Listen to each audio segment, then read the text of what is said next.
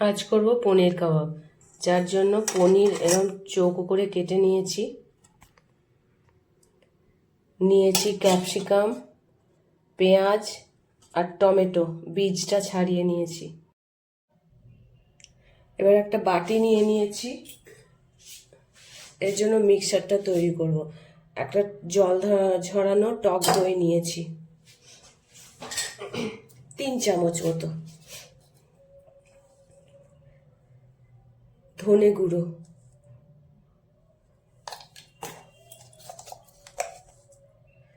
জিরে গুঁড়ো,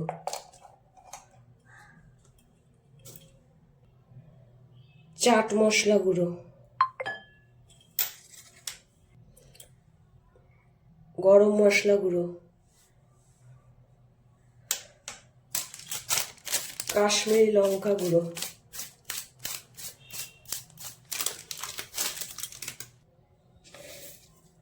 কসুরি মেথি,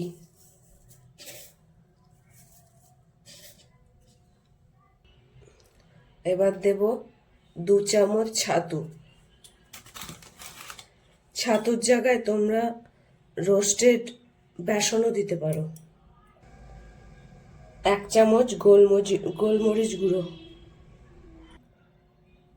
1/2 চামচ আদা রসুন থেতো করা, স্বাদ অনুযায়ী নুন,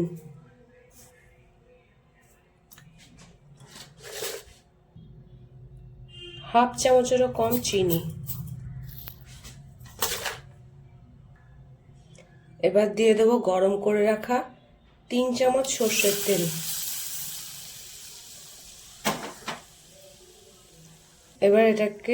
এবার এটাকে মিক্সড করে নেব,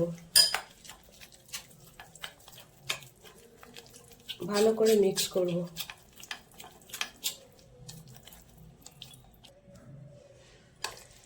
মিক্স করা হয়ে গেছে। এই সময় নুন মিষ্টিটা একটু টেস্ট করে দেখে নিতে হবে।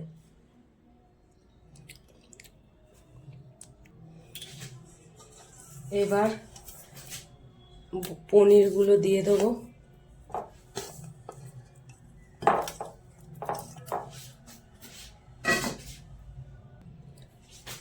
পেঁয়াজ, টমেটো, ক্যাপসিকাম দিয়ে দিলাম। এবার এটাকে ভালো করে মিশিয়ে নিতে হবে।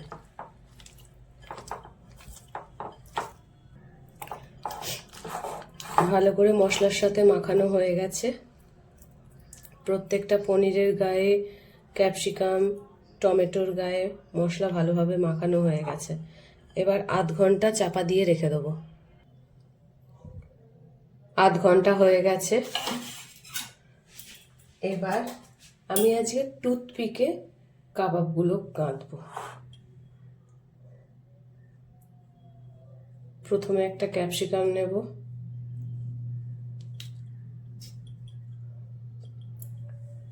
তারপর একটা পেঁয়াজ নেব,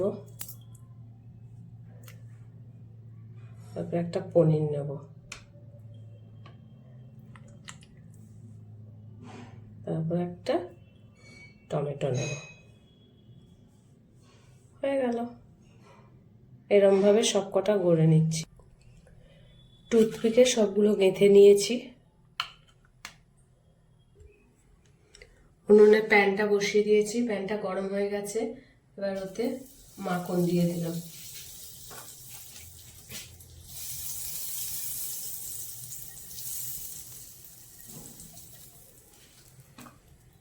এবার একটা একটা করে এগুলো বসিয়ে দেবো।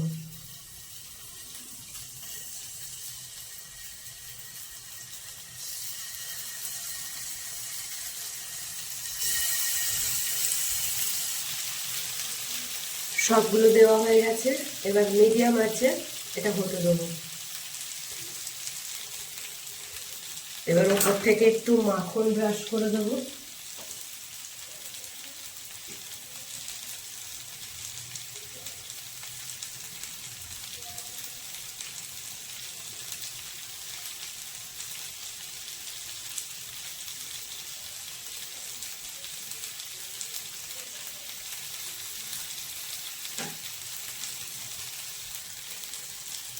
এবার উল্টে দেব।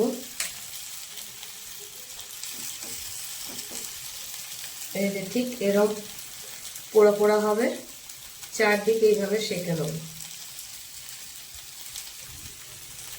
আবার একটু মাখন ব্রাশ করে দেবো।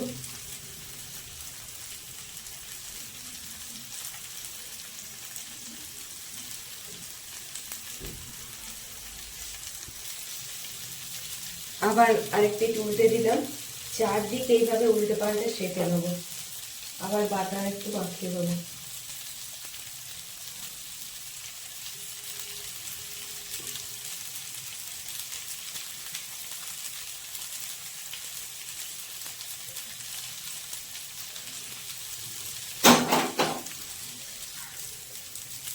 কাবাব চারদিক থেকে সেঁকা হয়ে গেছে, এবার তুলে নেব।